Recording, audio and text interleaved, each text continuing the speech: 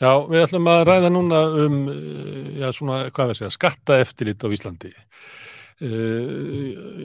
Jóhannes Hraunfjörð Karlsson skrifaði ritgerð í háskólanum á sínum tíma það sem hann tekur eiginlega skattamál á Íslandi alveg frá 1874 og fram á vora daga eða þá daga sem hann var að klára ritgerðina. Og þegar maður lesi yfir þessa ritgerð þá læðist það manni svo grunur að auðvitað er hérna skattastefna, hvort að það vera svona há prósenta hér eða þar og allt svoleiðis, en undirliggjandi og til hlýðar við hérna opinberu skattastefnu er svona óorðu skattastefna sem að felst í því að halda skattaeftirliti sem veikustu, að ekki hafa of mikið skattaeftirlit til þess að hinn efnameiri, þeir sem eiga mest og hafa mestu tekjurnar, þeir sem eiga fyrirtækin og hafa aðstöðu til þess, geti raunverulega svikið undan skatti. Jóhannes er núna staddur á Bretagne-skaga eða í Frakklandi og hann er hérna komið til okkar í gegnum undur tækninnar. Blessaðu Jóhannes. Sæll. Er þetta frekleg túlkun hjá mér að segja sem svo að þessi tilfinning sem maður fær þegar maður er að lesa ritgerðina, að það hafi raunverulega verið stefna stjórnvalda svo til óslitið allan tíman að hafa skattaeftirlit ekki gott? Nei, ég verði eiginlega að taka undir þetta með þér.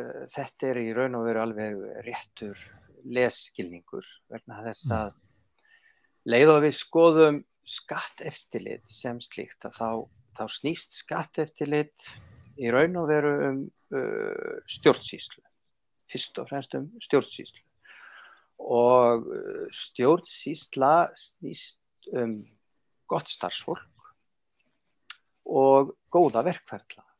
Þetta er svona grosso modo ef ég má nota það orð og við sjáum af hverju ríkisstjórnin eða sem sagt hefur ekki endilega bara þessi heldur gegnum sneitt verið á móti þessu. Við sjáum það best á nýju stjórnarskránni sem tekur fyrir þessi mál og af hverju andstaðan við hana er svona mikil að ekki vilja samþykkja hana. Og ef við snúum okkur kannski bara beint að sögunni svona og skoðum þetta kannski, það má fara svona, það er svona ákveðin vendipunktur stríðsárin, sem sagt þá fara skattsvikin alveg verða mjög mikið og skattar eru frekar litlir, það er að segja beiniskattar, allar tekjur ríkisins þá eru meira og minna tollar og söluskattur til þess að gera nýkomin inn og það er að segja á innflutningi og hérna það er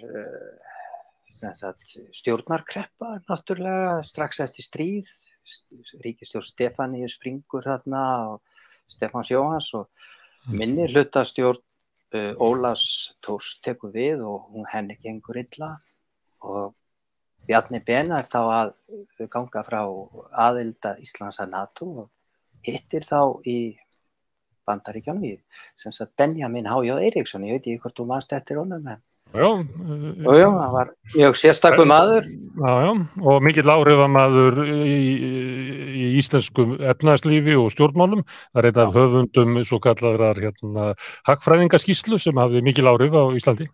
Já, hann var kom þarna eftir þessa hagfræðingaskýrslu og fyrir þá sem ekki muni eftir honum en hann var mjög sérstakur maður og svona þegar maður mætti honum og hitt hann að þá var hann var svona eins og hann læsi mann eins og opna bók og svona með virkilega svona ákveðna útgeislun en hérna hann er kallaður til og hérna til Ólafs Thors til ráðagerðar og það sem Benjamin rekur fyrst augun í að það er þessi stjórnsýsla á Íslandi, hún er hvað á ég að segja, hún er algjörlega út að aka, það er engin lög hérna starfsmenn ríkisins, engin sem sagt ráðherra ræður bara frænkur sínar og frænda og eins og við þekkjum og hann kallar menn frá Bandaríkjunum sem sagt gera drög að sem sagt fyrstu lögum ríkisstarfsmenn 1954 hvíldartíma, kaffitíma og svona eitt og annað.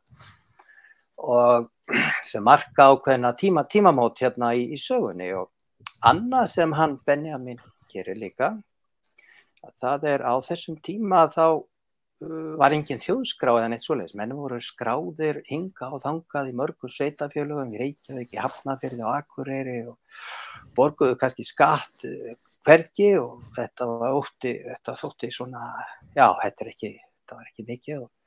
Þannig að hann kallaði aðra frá Bandaríkjunum sem gerðu drög að, hvað á ég að segja, þjóðskránni og skýrsluvélum ríkisins sem keyra saman manntalið, skattinn og tryggingastofnun og lagði sem sagt gífurlegan grunn þar að öllu.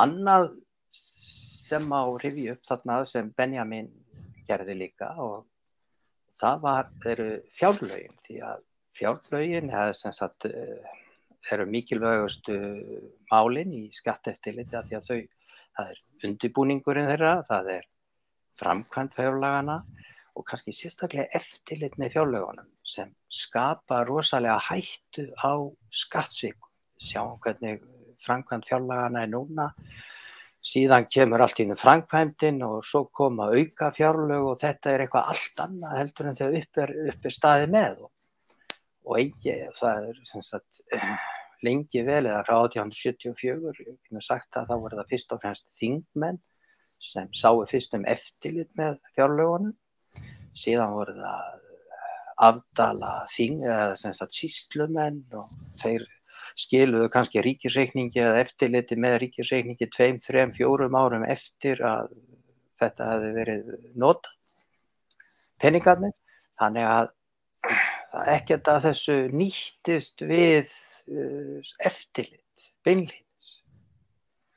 En sem sagt, það varð eiginlega lítið úr þessum framkvæmdum hjá sem sagt með fjárlögin eða sem sagt framkvæmd þeirra, hún breyttist lítið fyrir en, hvað ég segja, 66 breyttist hún. Á svipuðum tíma þá Ebbi eða Edvard Sigurðsson sem var lengi sem sagt, hvað ég segja, formaður Dagsbrúnar og Bjarni Ben, þeir störfuðu mjög vel saman, þessir tveir menn og hvað má ég segja, það þessi júní og júlí samkomulagið sem verkalýðshreyfingin og Breiðholtið og allt þetta fyrst og fremst Edvardi og Bjarni Ben kannski að þakka þetta samkomulag náðist. En eitt af því sem var þar,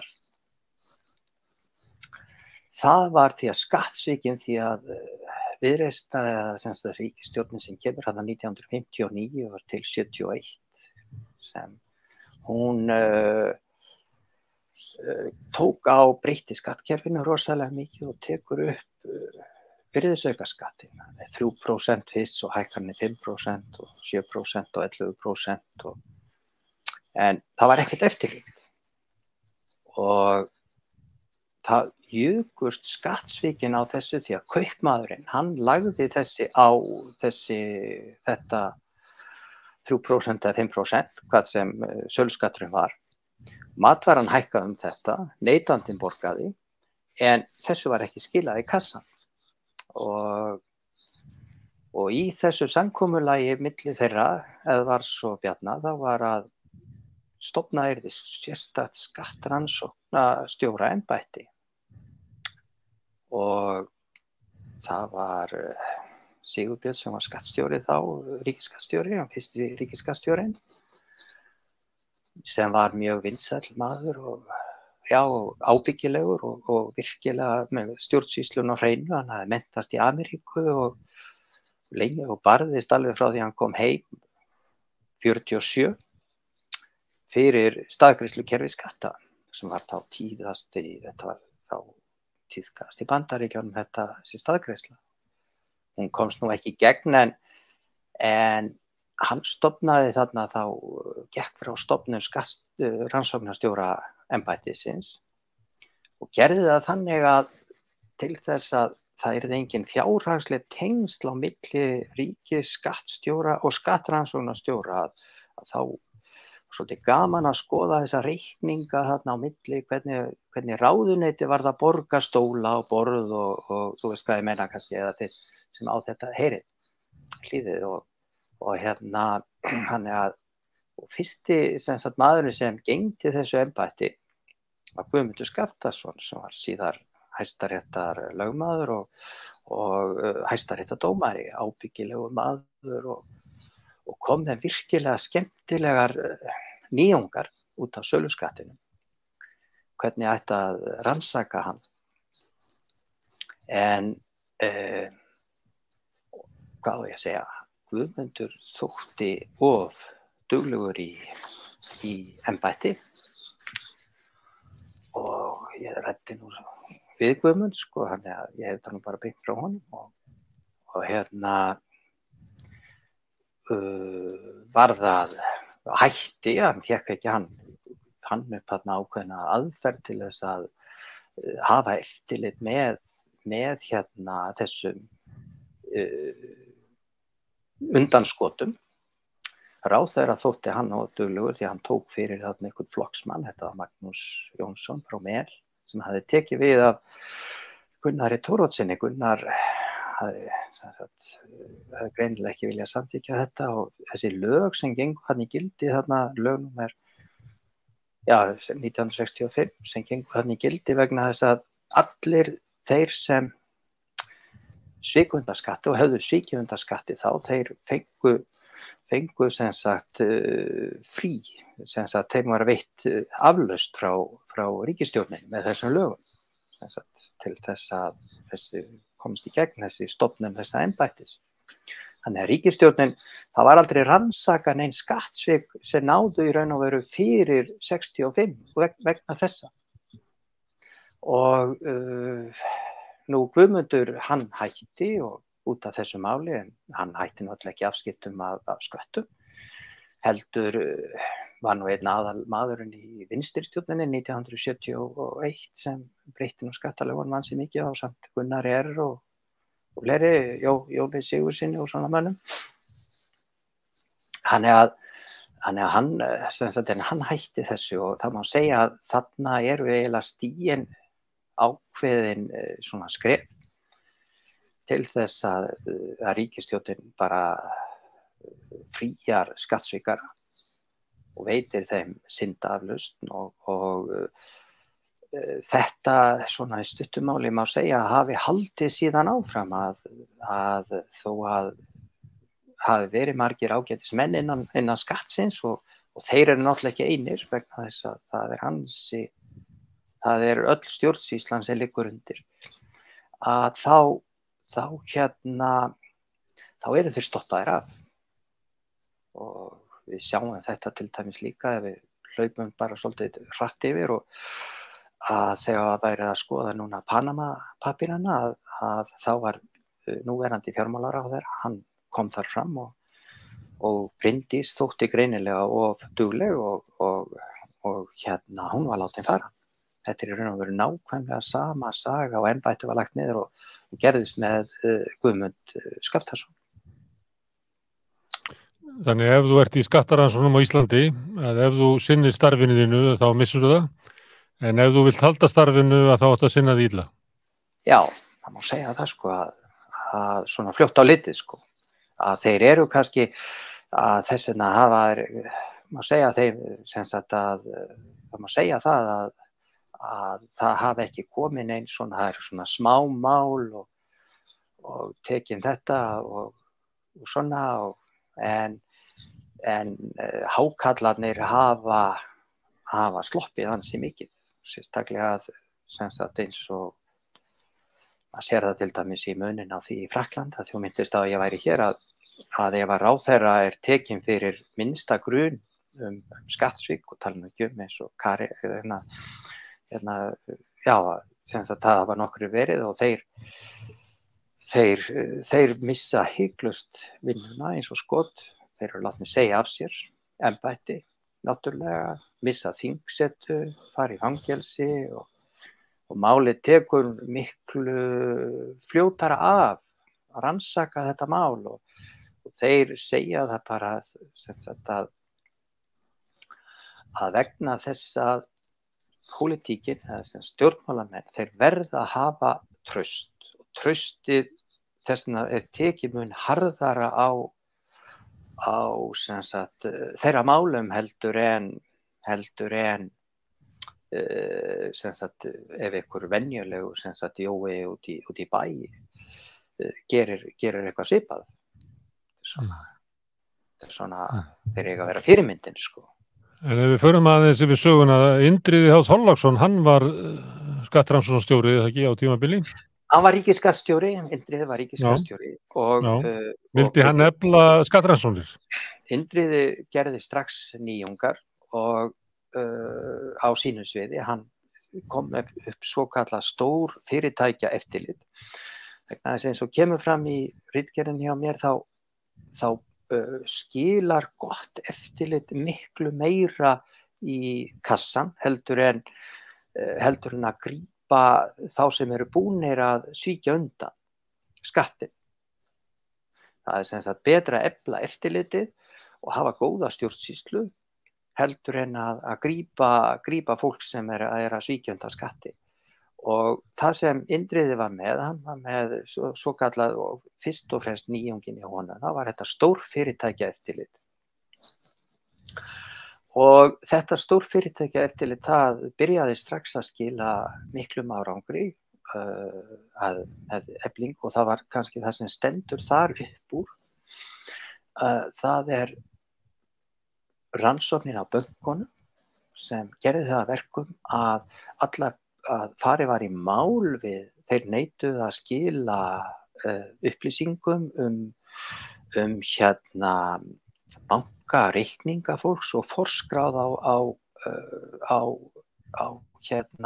skattframtali, svokölluð 90 önnur regla, 90 önnur regla samkvæmt skattalögunum.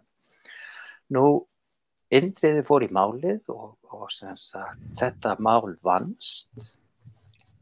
Og eftir það eru allar upplýsingar bankareikninga, hlaupareikninga og allt þetta. Þetta er skráð á skattframtal manna.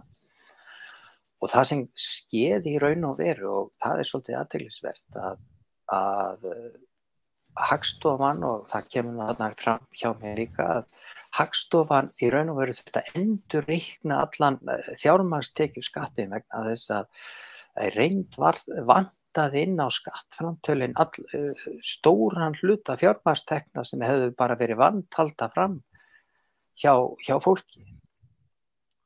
Og þetta var náttúrulega, þetta sem sagt má segja standi upp úr hans tíð hjá Indriða, það var akkurat þetta mál.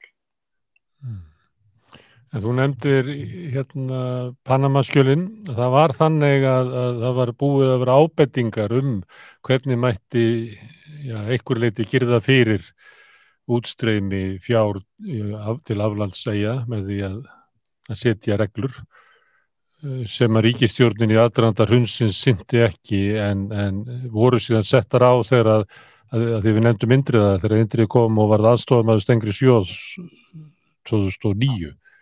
Jú.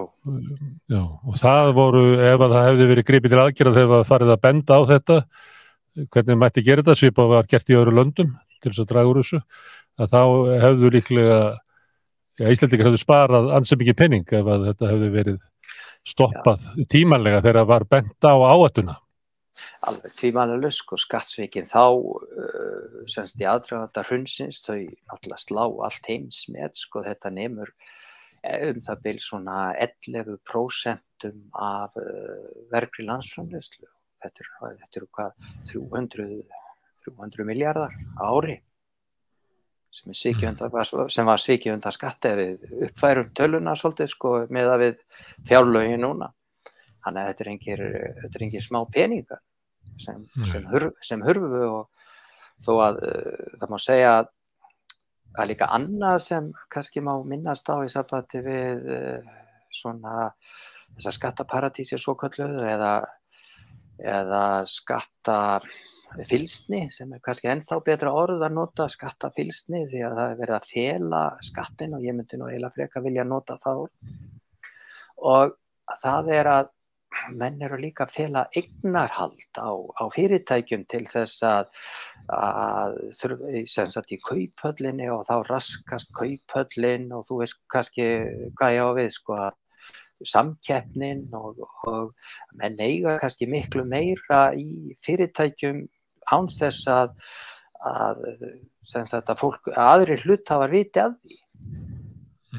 Það er í leynd með meira raunverulega vald í fyrirtækinu heldur en að það er ekki þessi grein fyrir. Já, þannig að þetta er kannski svona stór, kannski miklu hættulegra svona það fram í sækir því að þetta skemmir alla samkeppni og eyðileggur alla samkeppni og svona erfitt að koma í veg fyrir þetta. En segðu mér, af hverju heldur þetta sé svona? Stundum velti maður fyrir sig að það hefur verið svona viðtekið sjónarmið innan Sjálfstæðisflokksins að það verið erfitt að vera í business, það verið erfitt að vera í útgerð og það sveiflaðist fiskverð og það verið kannski svona sjálfsagt að horfi ekki fingur sér þótt að menn væri að stinga ykkur undan og geyma ykkur varasjóð í útlöndum og sama með heilsalana sem voru hér. Þetta væri bara svona stemmingi væri þannig að Sjálfstæðisflokkurinn og þar með stjórnvöld og þar með Íslenska ríkið fyndi svona til með hinum ríkari og að þeir ættu nú skilið að hafa svolítið svona smá svigrúm með skattgreiðslur sínar. Er þetta kæruslega orða hjá mér? Já, kannski segja. En sko ég veistu það að ég hef oft velt þessu fyrir mér og vegna þess að hvers skipti sem ég skoða, sem sagt hvort sem ég skoða aðdragandana falli Íslandsbanka eldri á sem sagt í lok sem hvað ég segja þarna á þriðja áratug síðustu aldar og allt það vesinni í raun og veru og Landsbankamálið þarna og svona sem var þarna að þá er þetta bara alveg gegnum sneitt með Íslendinga að alveg frá heimastjórninni, maður skoðar sér þetta með Hannes Hafstein, hvernig hann ræður frænda og másinn og svona ýmislegt í sem sagt allar stöður, hann er ansi grimmur á því, hann ræður bara sem sagt sína vini og þetta bara, ég veit ekki hvort það byrji neitt sérstaklega með honum eða hvort þetta er í blóðinu á íhaldsmönnum, en Davíð Oddsson tók mikið, Hannes sér mikið til fyrirmyndar og dáðan mikið og svona goðsaga Hannesar Hólmsteins 20-öldina sem hann fekk að búa til fyrir ríkisútvarpið var eiginlega það að öldin fæddist með Hannesi og með Davíð sem að voru svona tveir stólpar sem að héldu utan öldina. Já, ég held að og margt með ég segi Hannes en þá var hann ekki góður stjórnmálamaður, hann sérstaklega náttúrulega ekki síðustu árin og sá sem eiginlega tók við á hann, Jón Magnússon, hann var nú ekki betri og íhaldsflokkurinn allur sem stjórnaði í raun og veru öll stríðsárin þarna í fyrra stríði og í raun og veru alveg út fram til 1927 að þetta er alveg skelfilegt tímabili í ríkisfjármálum, mikil verðbólga, fólk kemur mjög illa út, verkalýðsfélögin eru alveg hræðilega, þau eru ekki stofnuð, eða mjög mikið af verkföllum og já, verðbólgan alveg svakalega þarna 22 og 23 og þetta er bara skelfilegu tími sem verður að rekja meira og minna til stjórnsýslu Hannesar Hafsteins, að miklu meiri hluta. Mikil spilling. Mjög mikil spilling. Herðu, Jóhannes, það kemur fyrir í ritgerðinni, ef ég maður rétt, ég las hana fyrir nokkrum árum, að það er umræðan eftir stríð hvalrekaskatt, af því að það er svolítið verið að ræða það er verið að setja hvalrekaskatt út alla Evrópu og það hefur komið svolítið inn í íslenska umræðu núna, hvort það sé rétt að setja hvalrekaskatt til dæmis á bankana, út af háum vöxtum, að þeir séu að taka raunverulega inn ógnar gróða af skattahækkunum Seðlabankans, eins að stórútgerðin sé í fádæma góðari er nú aftur núna og það sé hugmyndum að setja hvalrekaskatt. Þetta var raunverulega gert eftir stríðið að setja skatt til þess að ná inn stríðsgróðunum, að hann myndi, að það voru fáir sem að náðu honum, að hann myndi deilast jafnar út í samfélagið. Þetta var sett, en það varði einhvern veginn ekkert úr innheimtunni vegna þess að það var svona eiginlega kerfisbundið senkað og þannig að þegar að skattur var svo endanum innheimtur og þá skilaði hann eiginlega litlu. Er þetta rétt endursögn mér? Já, þetta er nákvæmlega svona, hann settur þarna á, það er gífurleg skattsvik, þau fara alveg upp í 40-45% af ríkistekjuna eða sem tekjum hins opinbera á stríðsárunum, skattsvikin. Þannig að það er alveg svakaleg og þetta fyrst og fremst út af því að útgerðarmennirnir hafa alla peningana út í Bretlandi, fyrst og fremst þeir sem svíkja undan skatti. Og þegar sem sagt það er kölluð til svokölluð hagfræðinganefnd og sem leggur til að það fari fram eignakönnun og það er svona kannski skemmtilegt fyrir fólk að vita það að upp frá í þessari eignakönnun verður til nafnnúmerið sem margir muna eftir og muna sitt eigin nafnnúmer og líka nafnskírteinið, það kemur þarna fram í þessari eignakönnun og hún stendur hérna 47-48 og grundvöllurinn að henni vegna þess að bæði Norðmenn og Danir hefðu sett á hérna eignakönnun og sett á út af því að til að taka þessa svokölluðu sem sagt peninga sem nasistar hefðu komið undan og þannig að þetta voru sett í sem sagt þeirra fyrirmynd og hérna var það áttið að beinast fyrst og fremst að útgerðarmönnum sem notuðu þennan rosalega gróða til að kaupa upp land og laxveiði ár og allt mögulegt. Og þegar skatturinn var tekinn settur á síðan og loksins komst upp það, þá og það var í raun og veru Ólafur Björnsson og hérna Benjamin sem komið með það frumvarp, hvernig þetta yrði gert síðan. Þá verður í raun og veru mjög lítið af því vegna þess að framsóknarmenn settu það sem skilyrði að útgerðarmenn slippu. Þannig að þegar upp var staðið þá beindist þetta fyrst og fremst að kaupmönnum og Guðmundur Guðmundsson í Víði, hann fór með þetta fyrir mannréttindanefndina á sínum tíma. Þetta er fyrsta mál sem Íslendingar fara með fyrir mannréttindanefndina í Strasbourg sem er fyrirrennari mannréttindadómstólsins. Og þetta Guðmundur tapaði þessu máli en sem sagt þeim fannst þetta nú ansi skrítið að þeim var rétt þarna mikið rætt þetta mál á göngunum í Strasbourg. En sem sagt, þegar maður skoðaði þetta og þetta gekk í raun og veru alveg svona hér til loka 7. áratugarins, þá þetta voru 2 mál, því að vinstristjórnin setti líka á svokallaðan hvalrekaskatt, líka aðeins öðruvísi, að þá innheimtist mjög lítið og margir sluppu vegna þess að það var gleymt að fara með sem sagt innheimtu bréfin og víxlana sem viðkomandi útgerðarmaður átt að borga til þinglýsingar svo dæmi, þannig að þeir sluppu við það að borga. Þannig að það var í raun og veru mjög lítið sem innheimtist af þessum skatti og það var þannig haldið utanum þetta að það var til þess að menn slippu.